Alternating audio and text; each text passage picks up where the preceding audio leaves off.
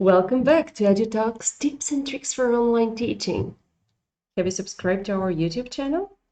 If you haven't subscribed yet, click on the bell button and subscribe so you don't miss any of the upcoming episode. Follow us on social media or send us an email if you want to be interviewed by me in the next episode. My guest today is Brittany Tan. She's teaching English in an online setting in Myanmar. She has prepared a lot of tips and tricks for you. Enjoy! What is it that you enjoyed the most in online teaching?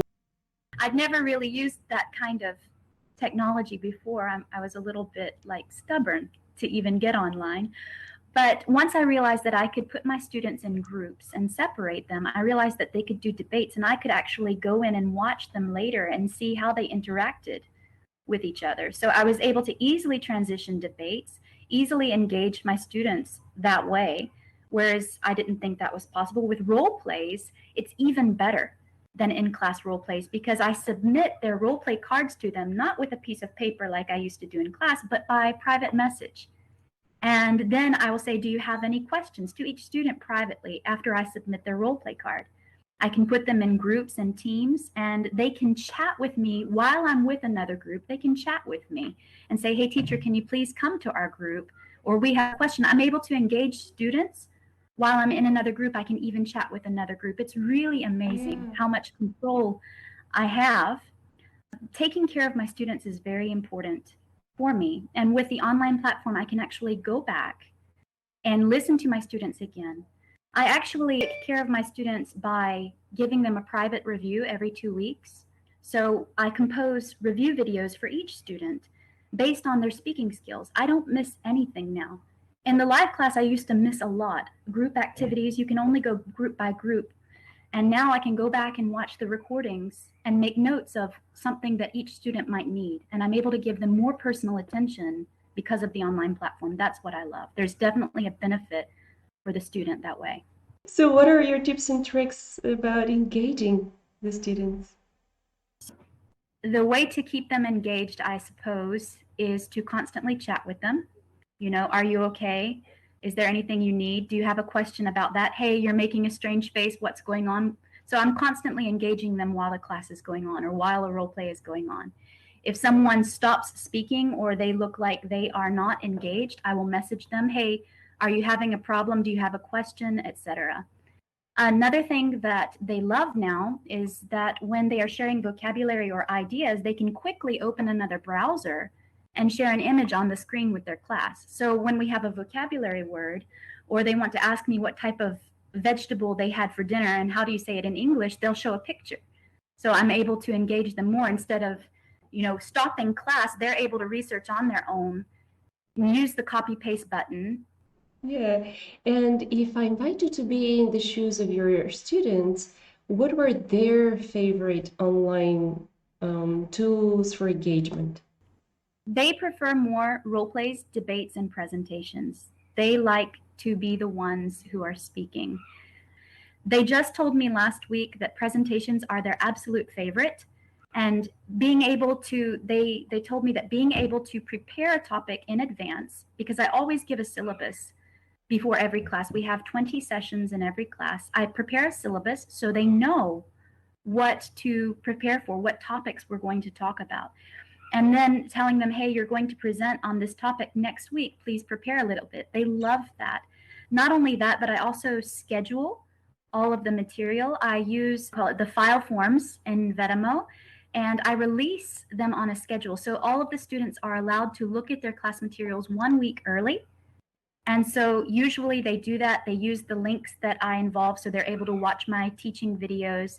So they come to class prepared, fully knowing what the lesson is going to be. Another thing that I like to do is log on a little bit early before class and prepare various whiteboards.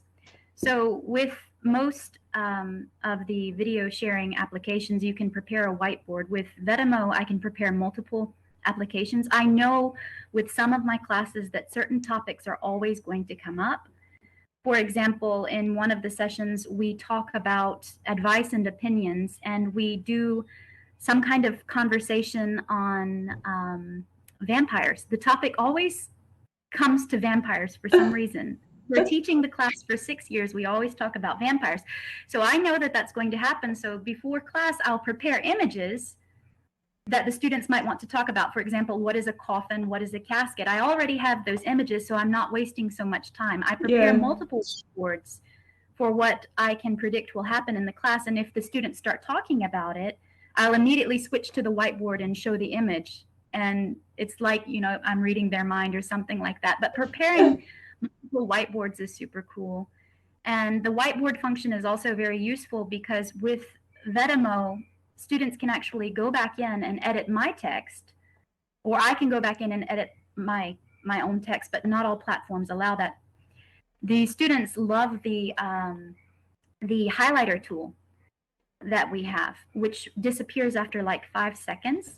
So they might want to draw something or highlight something for me, but not make a messy board. So they'll use that quite frequently. Beautiful. And another thing they do is draw pictures for me. So if they can't find an image on Google, they will draw like a fruit or a vegetable or something that they want to talk about and then clear their screen. So it's really nice. I love the whiteboard feature that I can use here. Beautiful. And in general, you talked about how you organize yourself. What assists you? What is your system for online teaching for like library, templates, storing in the bigger picture of preparation? So all of my students in the group classes are enrolled into the Vetimo system as users. And so they have their own profile. They can click on my courses, and I upload every course that I have, all PDFs and material for every session that I have in their system. So they're able to look at that 1 week early.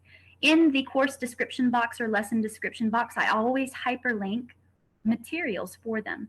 I use YouTube, and I privately list all of my lesson videos. So they all get a class playlist on YouTube. I utilize that. Not only that, but I also record every session of theirs, and I give them a playlist for their live sessions. So they can go back and see anything that they've missed. But one of the things that I would suggest is that with YouTube for the classes, because they can run up to 2 hours, that you do timestamps on your YouTube description box. So if a student has to exit out early, they can just click the timestamp in the description to see what they might have missed. So for example, cup of conversation that we do, and then the lesson, and then a discussion on the grammar point for that day. It's all timestamped so that they can go back and review it and not have to search the whole video, and then the final review. So I would highly suggest using YouTube to store, or any type of platform like that to store, but using timestamps. What other general tips and tricks you would like to share with our audience for online teaching? So in general, I would recommend that you utilize as much as you can the ability to record the lessons.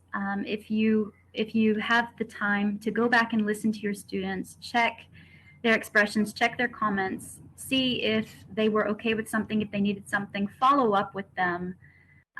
Especially with language, you have the opportunity to get to know each student very, very closely.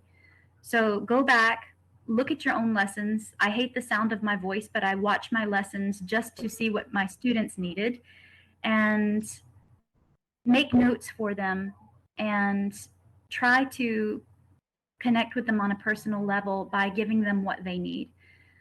Let them know that you were listening. To utilize the private messenger if your students are quiet. If they go quiet or go dark, you can message them, hey, where are you? What do you need? If they have no idea what to do in a role play, you can give them some support, give them some ideas. To definitely utilize the groups and do debates with your classes, especially conversation classes, role plays, and to just have fun and relax with them. Thank you very much for all the tips and tricks you've shared. Thank you. Bye-bye. Bye-bye. If you liked the interview with Brittany Tung, subscribe to the YouTube channel, follow us on social media, comment in the chat, or send us an email if you want to be the next person I interview.